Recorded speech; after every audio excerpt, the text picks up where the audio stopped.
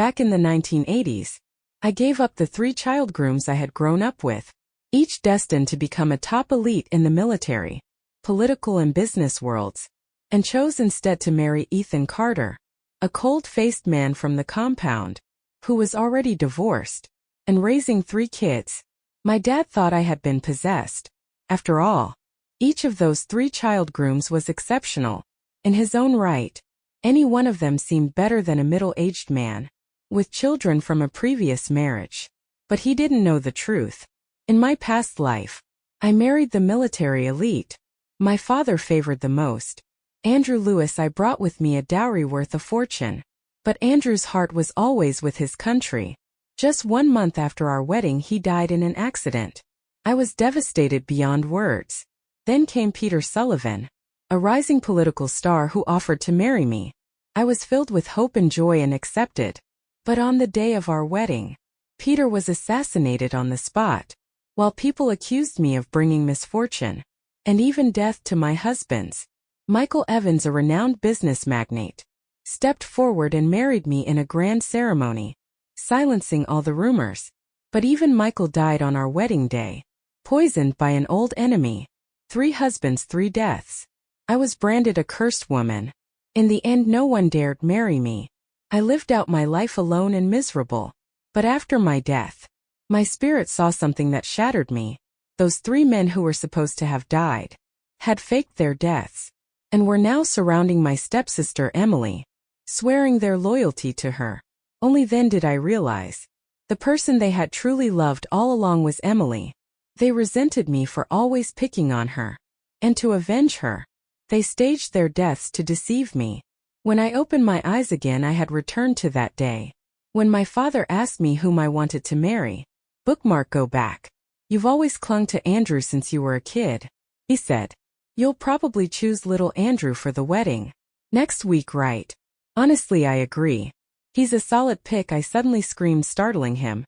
In front of me stood not the frail, starving man from my past life, but my father in his full health and strength. Yet tears flooded down my cheeks without warning. In my past life I had married 3 times, and with each dowry I drained every cent my father had. In the end, the man, who had once been a wealthy and respected healer, died of starvation. Watching him now, frantically, pulling out a handkerchief to wipe my tears, I couldn't hold back anymore. Dad, I've made my decision. I want to marry Ethan Carter. My father leapt from his chair in shock. What? You want to marry that divorced man with 3 kids? That's not acceptable. He was so stunned he dropped his smoking pipe. I picked out 3 child grooms for you. How can you not want even one of them? I lowered my head and stayed silent. It wasn't that I didn't care about them. I still remembered their tragic deaths. After marrying me, those moments of grief and despair were burned into my memory. After a long pause, I finally said, Dad, I want to marry Ethan Carter. I'm willing to honor the engagement made back then.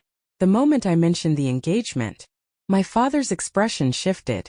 No one had known that Ethan and I once had a verbal marriage agreement, but because the Carter family was powerful, Dad had worried I'd be mistreated after marrying in. So he found me 3 child grooms instead. Who could have imagined that those 3 would grow up into ungrateful traitors, white-eyed wolves who stole all our family's wealth, and left the country with Emily to live a perfect, happy life, leaving us to fend for ourselves. Even at the moment of his death, my father had muttered that he wished he could eat just 1 more steamed cornbread bun. So in this life, I didn't want those child grooms who faked their deaths for my stepsister. I only wanted Ethan. After getting my father's approval, I stepped out of the study. Just outside I saw the 3 of them, Andrew, Peter, and Michael, surrounding Emily, who was dressed in a white gown, laughing and joking with her. The moment they saw me, their laughter stopped. In the past, seeing that would have made me burn with shame. I would have lashed out at Emily in anger, only to anger the 3 of them in return. But this time I didn't even spare them a glance. I turned around and went straight back to my room. As I closed the door, someone grabbed my wrist. Didn't you hear Emily calling you? It was Michael, staring at me angrily, facing Andrew's furious face. I couldn't help but feel a flicker of disgust. The tension between us didn't bother Emily at all. With teary eyes, she dropped to her knees in front of me. Sis, I never meant to steal your fiancé. But I couldn't control how I felt. Seeing me unmoved, Andrew suddenly picked her up in his arms. That's enough. Emily, you did nothing wrong. If your family hadn't threatened me with a debt of gratitude for raising me, I would never have agreed to be some damn child groom. He turned to me coldly. Let me tell you, Miranda, I will never marry you. The only person I truly love is Emily. If you really care about me, you should let me go. Seeing Andrew look so crazed for love made me feel a little confused. I clearly remembered that in my last life, Andrew didn't refuse to marry me. So why was he rejecting me now? Could it be he was reborn too? But even if he was, what did it matter? In this life, I would never have anything to do with any of them. Again, fine, I said, I'll let you go. You really mean that? He asked, stunned. I do, I replied calmly with a nod. But to my surprise, Andrew's face twisted into a look of deep sarcasm. Miranda, do you really think I'm gonna fall for your lies again? What? Are you planning to drug me again like you tried to last year? At the mention of drugging, Peter and Michael, who had been standing to the side, burst out laughing. Yet, Peter sneered. Everyone in Hun compound knows. Our precious little miss here nearly went to insane lengths just to marry Andrew. Michael added with a mocking grin. Didn't she almost trap him with that little drugging stunt at his birthday party? Their harsh words made my face go pale. I'd explained 1,000 times that Andrew had been drugged at his birthday party by someone else. Not me, but no matter how many times I denied it, they wouldn't believe me. They insisted I was obsessed with Andrew and had tried to seduce him by force, hoping to tie him down with a scandal. I opened my mouth to defend myself again, but just then, I heard the butler's enthusiastic voice from the foyer. Mr. Carter, what a surprise. What brings you here today?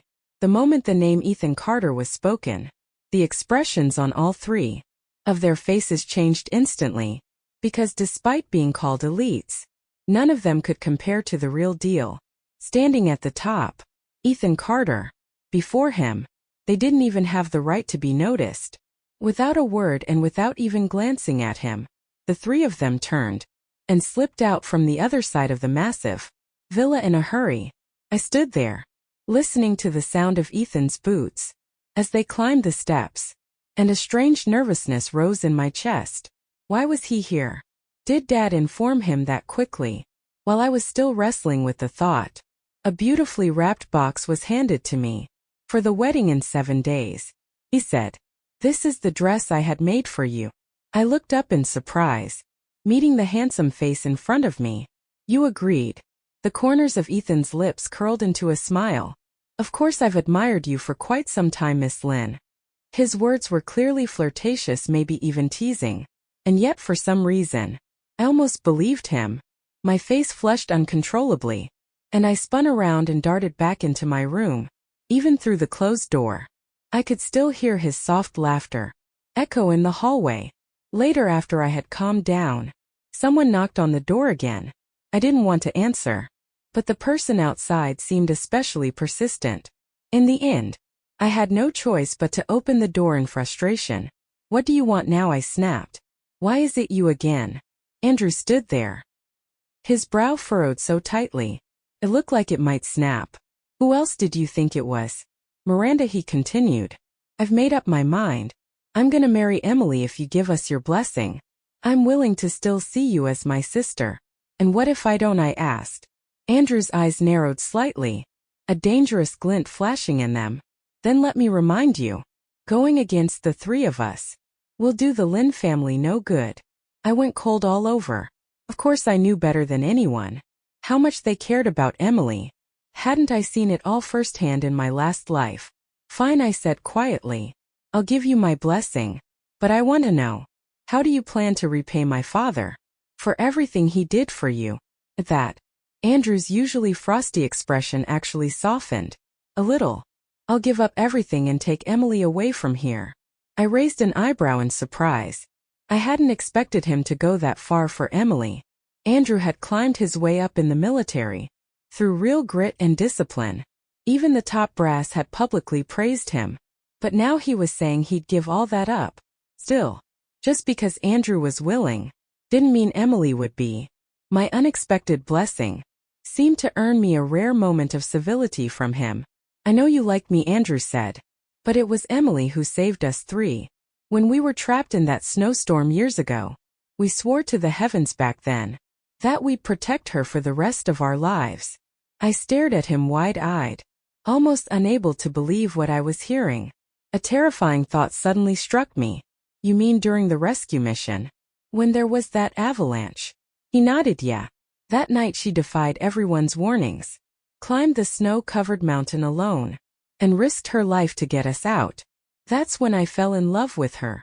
The emotion in his eyes didn't seem fake, but I couldn't help it. I burst out laughing. "What's so funny?" he demanded. "I'm laughing because all three of you are blind. You don't even know who actually saved your lives. No wonder your feelings changed so suddenly. All of you turning your backs on me to cozy up to Emily, so someone else had taken credit for what I had done." I shook my head with a bitter chuckle. "Just remembered something. That's all." As I lowered my gaze, I caught sight of Emily walking over and nestling close to Andrew's side, with that same calculated sweetness I remembered all too well. "Andrew, can I talk to my sister alone for a moment?" Emily asked sweetly.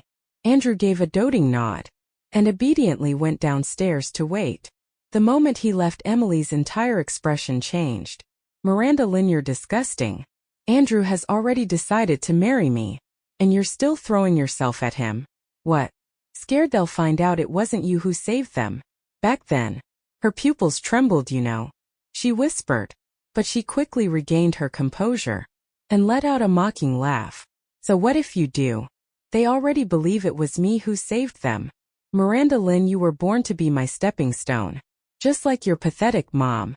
I stared at her eyes wide, my voice shaking. "What do you mean?" Emily raised a brow smugly, a twisted smile playing on her lips. "You don't even know how easy your idiot mother was to manipulate. I casually mentioned I was 3 months younger than you, and she lost her mind and jumped off a building. Honestly, we should thank her for dying so quickly. If she hadn't, my mom wouldn't have taken her place so easily." I couldn't hold back the fury exploding in my chest.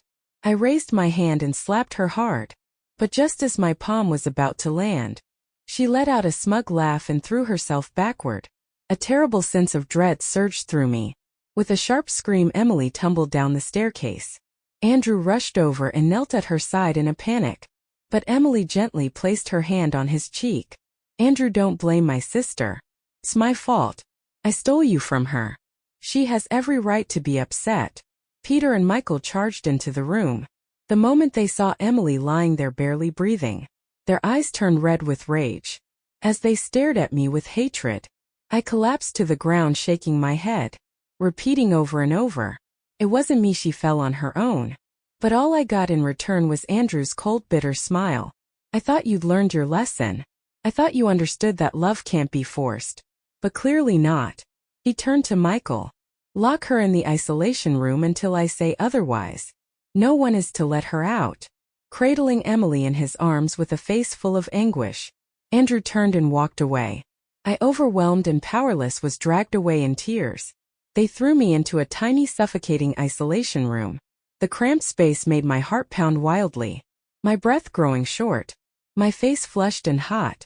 They knew full well I had claustrophobia. But for Emily, they ignored my life-threatening fear. The panic spread through my body like poison. My breathing slowed, shallowed. I truly thought I was going to die. Just as I was losing consciousness, the isolation room door was kicked open with a violent crash. Before everything faded, I heard the rapid pounding of combat boots, coming closer. When I opened my eyes again, the blinding overhead light pierced through me. My father's face filled my blurry vision, eyes wide in shock and joy. "Miranda, you're awake, thank God. You've been unconscious for 5 days. 5 days. That meant the wedding was the day after tomorrow." Out of the corner of my eye, I saw 3 familiar figures, kneeling neatly at my bedside. Seeing Andrew's still defiant expression made my chest tighten with irritation. "Dad," I said, forcing myself to speak. Just let it go. The wedding's almost here. My father closed his eyes with a pained sigh. All right, if that's what you want. The three of them looked stunned, clearly in disbelief. In the past, if I had been hurt because of them, they would have been punished to within an inch of their lives. But now I ignored their shifting expressions and simply urged my father, please take me home. I need to get ready. There's garbage that needs to be taken out before the wedding. As soon as we got back, I went straight to the attic. It was filled with everything from my years growing up.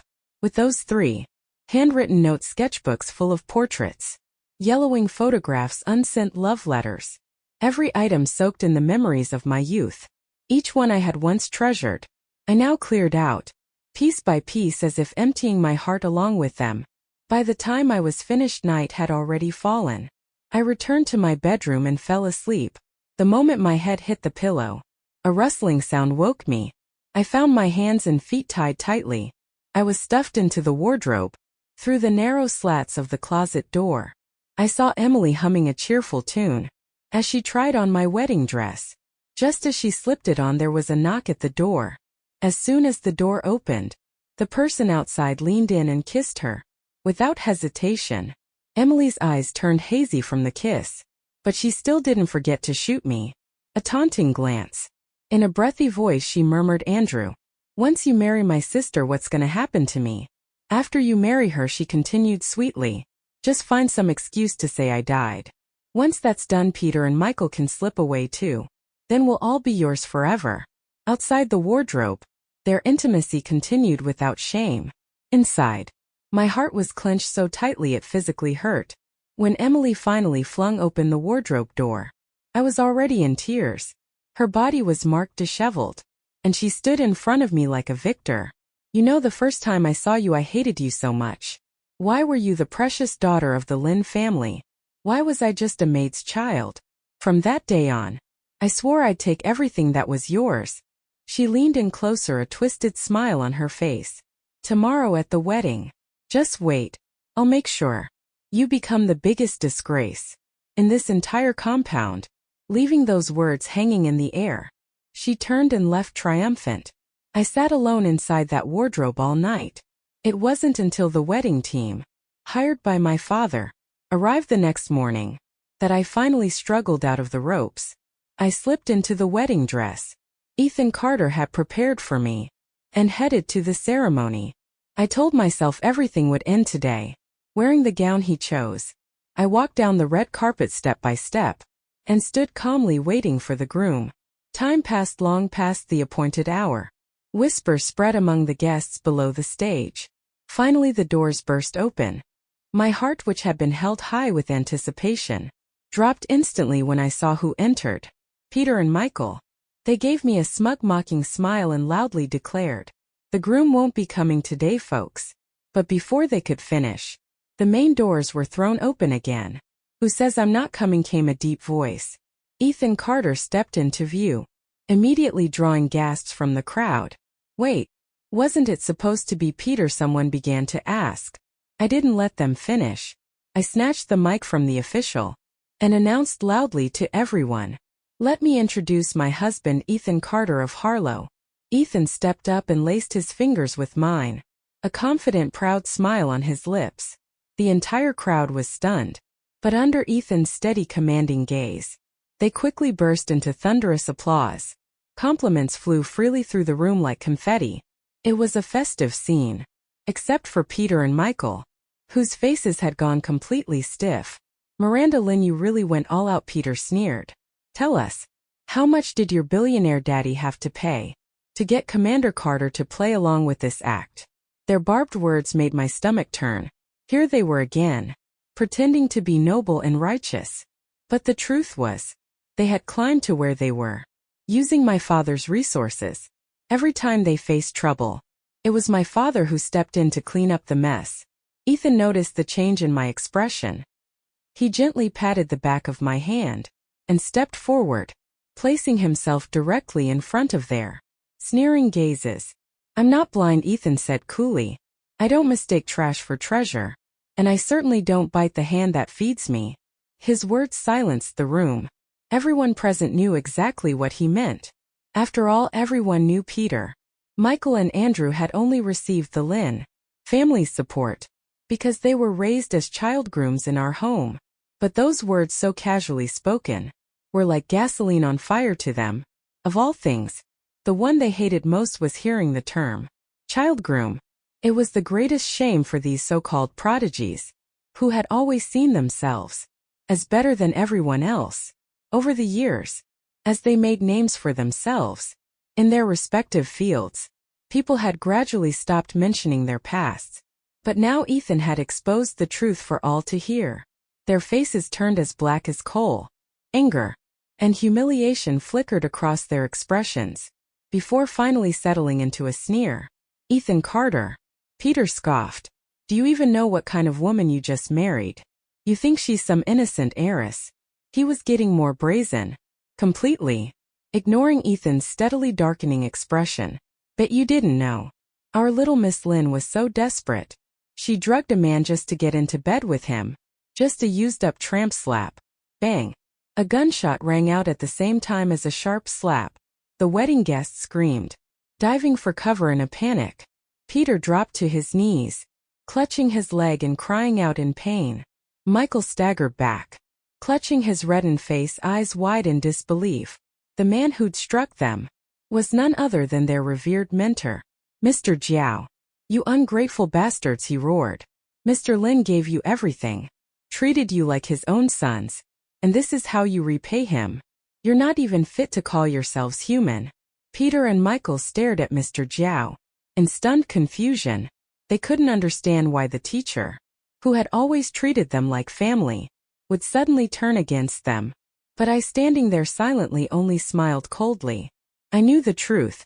Back then, when my father brought those boys into the Lin household, he had been worried he wouldn't be able to raise them well enough on his own.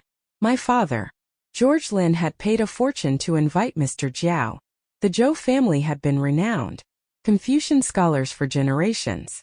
And though Mr. Jiao had long since retired from teaching, my father swallowed his pride as one of the wealthiest men in the region, and publicly knelt just to ask him to take those 3 boys as students. Eventually, it was my father's sincerity that moved Mr. Jiao. He broke his own rule and took in Andrew, Peter and Michael as his private disciples. It was only because of that mentorship that they were introduced early on to members of high society and built the connections that paved the way for their future success in business, politics, and the military. But they always thought it was because of their own natural talent that Mr. Jiao saw something special in them. How ridiculous! If it weren't for my father, those 3 would probably still be out picking through garbage just to feed themselves. As Peter and Michael stood stunned under Mr. Jiao's furious scolding, the doors to the hall burst open again. 2 people tightly bound with ropes were thrown inside.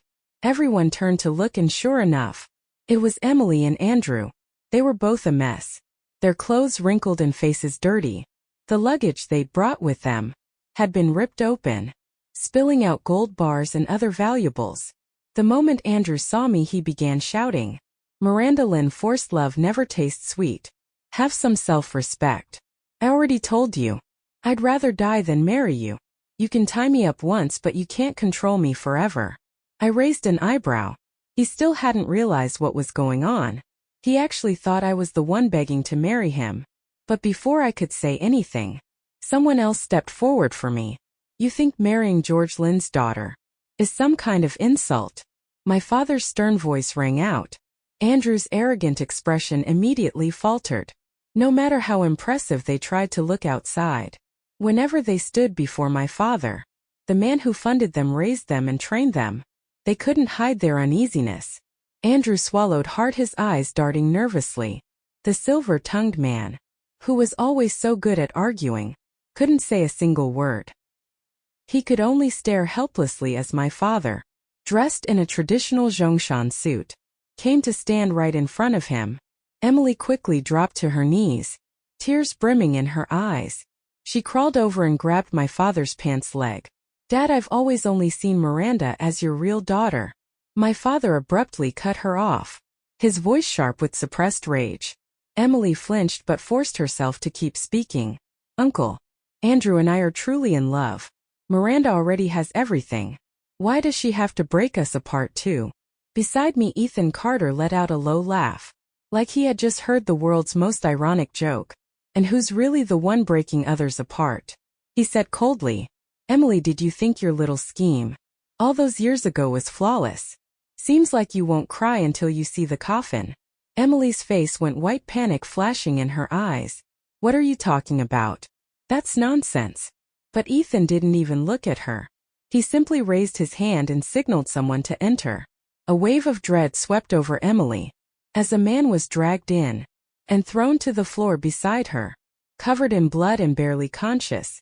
The man was instantly recognized by Andrew, Peter and Michael, Dr. Sue the physician, who had saved their lives during the avalanche years ago. Using the last of his strength, Dr. Sue lunged forward and clutched Emily's neck. You filthy woman. You seduced me into helping you forge the rescue records. And then you tried to kill me to destroy the evidence. If I hadn't been lucky enough to survive, you would have gotten away with it. Emily gasped, eyes rolling back as his fingers tightened. Only then did the others rush forward to pull him off her. Even as he was dragged away, Dr. Shu kept shouting, spilling everything Emily had tried so hard to bury. The truth spilled out like beans from a broken jar, revealing all her deceit and filth to the world. The faces of the three men twisted into expressions of disbelief. You're joking, Andrew muttered. You're saying it was Miranda who saved us back then? No. That can't be. She was traveling overseas during that time. But his voice grew weaker as the truth slowly dawned on him. He rushed over to me and yanked up my sleeve, revealing the old jagged scars winding across my arm. He collapsed to the floor. It was really you. It was you who saved us. Peter and Michael's expressions shifted instantly as well, the color draining from their faces. Emily, now exposed, stood frozen in place, pale as death and unable to speak a single word. When Ethan saw Andrew still gripping my wrist, he narrowed his eyes, raised his leg and kicked him hard. Andrew tumbled across the floor. You blind idiot. Ethan spat, stay the hell away from her. Don't dirty Miranda's hands. Emily, who seemed to still care for Andrew, rushed over to help him up the moment he hit the ground. But not everyone was willing to look the other way. Someone nearby shoved Emily aside with a cold flick of their arm. Get lost. Emily's eyes were truly red now. She clung tightly to Andrew, still trying to explain, her voice trembling. Andrew, you have to believe me. I was really the one who saved you back then. Don't you remember how Miranda always loved throwing her money around? She must have bribed Dr. Shu to lie and trick you. But Andrew had regained his senses. By now his voice was filled with fury. Nonsense, I saw it with my own eyes. My arm was sliced by an icicle, and we three grown men were bedridden for nearly 2 weeks. How is it that you, the so-called rescuer, didn't have a single scratch? You lied to me. You lied to all of us. Emily shook her head and sobbed, like a pitiful flower drenched in rain. But no trace of sympathy flickered in Andrew's eyes. Those who had once faked their deaths just to escape me now knelt at my feet, filled with guilt and remorse. But I simply leaned slightly toward Ethan Carter. He understood me immediately. Take them away, he ordered. Ethan's men acted swiftly. In no time, the wedding venue was cleared of all disruption. Not a trace of the previous chaos left behind. The elite guests present also quickly composed themselves, behaving as if nothing had ever happened. Ethan led me through the remainder of the ceremony. When it came time to offer tea to my new mother-in-law, I was stunned to see one of the most dignified socialites in the compound crying like a child, completely disregarding her image. She clutched my hands emotionally and said, Miranda, dear, thank you. Thank you for marrying my no-good son. I have to explain about that second marriage rumor. That wasn't real. He only got married for a mission assigned by his unit. It was fake. I looked over at Ethan, surprised. In my past life, he never remarried until his death. I'd always assumed he was mourning for someone named Wangqi. But now I knew the truth. And those 3 kids, she added eagerly, they're adopted. Ethan's never had a real wife. My son's still pure. As she rambled further, her words grew increasingly outrageous. Embarrassed, Ethan quickly cut her off. His face, always so calm and composed, was now burning red at the ears. I couldn't help letting out a soft laugh. When he heard me, Ethan paused, then slowly laced his fingers through mine, a smug smile playing at the corners of his lips. Like a cat that had stolen a fish. It was a day of celebration. And Ethan kept pouring me drink after drink. By the time he carried me bridal style into our new bedroom, I was already tipsy. But what greeted us inside stunned everyone. On the bright red wedding bed were 4 tangled bodies. The clash of red and white was shocking. And the shameless scene had everyone's jaws on the floor. Before I could even react, Ethan quickly covered my eyes with his hand, blocking my view.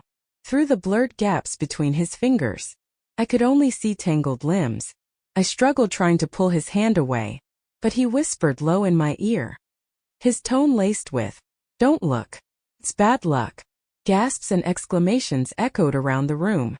The 4 figures on the bed finally seemed to realize what was happening and scrambled to cover themselves. Ethan moved fast. In less than an hour he had uncovered everything. Turns out after Emily's plans completely fell apart, she grew desperate. She tried to drug Andrew, hoping to force him into marrying her. But the wine she prepared was mistakenly consumed by Peter, and Michael as well. What was meant to be a 2-person scandal turned into an all-out 4-person disaster. Seeing no way out, Emily dragged them all down with her. She figured her life was already ruined. Might as well bring them with her. After that, my father finally saw them for what they were. 3 ungrateful idiots. Not only did he throw them out of the Lin family for good, he also cut off every connection and opportunity he'd ever opened for them. From that point on, they were on their own. As for me, I could only say one thing. They deserved it. In my past life, the 3 of them faked their deaths to run off, ruined my reputation, stole my family fortune, all just to protect Emily. This time fate came full circle. They got exactly what was coming to them. After the chaos of the wedding banquet, Ethan arranged a second ceremony to make it up to me. This time it was just close family. Under their blessings, we officially became husband and wife. Married life was sweet as honey. Ethan treated me like a queen. If I so much as mentioned a craving at night, it'd be on my table by morning. He spoiled me so much it was almost frightening. I started to feel uneasy. One day I finally couldn't help asking, "Why are you so good to me?" Ethan was gently playing with my hand as I asked. Ethan gently played with my hand and said, "Back when I was little, some spoiled little girl took advantage of me because she thought I was good looking, stole my first kiss, and then completely forgot about it, like it never happened." I blinked confused, staring at him as I searched through my memories. And then suddenly a scene surfaced, so vivid it made my face burn. Before my father adopted the 3 child grooms, he used to leave me at the neighbor's house whenever he got too busy with work. I was a total face addict back then, and I shamelessly took full advantage of being young. I was always all over the handsome older boy next door. One day, I even stole his first kiss without a second thought. As the heat crept up my face, Ethan's satisfied smile deepened. "You know, some heartless girl used to chase me around every day, shouting, 'I'm gonna marry you, big brother. I'm gonna marry you.' Then she grew up and forgot all about me." My cheeks turned red as a tomato. Flustered and embarrassed, I reached out and pinched his waist in retaliation. But Ethan just laughed and pulled me into his arms. "Good thing someone else didn't recognize your worth," he whispered. "Otherwise I might not have had the chance." Only then did I realize, when he gave me the wedding dress and said he'd admired me for a long time, he wasn't joking. Thank goodness fate gave me a second chance. Later I heard about the others at a banquet.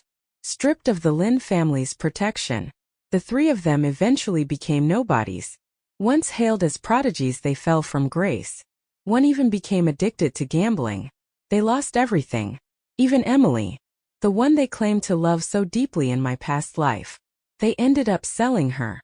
Unable to cope with the reality of her downfall, Emily set a fire that consumed all of them. No remains were ever recovered. They vanished, erased by time. When I heard the news, I quietly tightened my grip on Ethan's hand, turning my head. I saw my father looking at me with gentle, loving eyes. This time around I had no more regrets.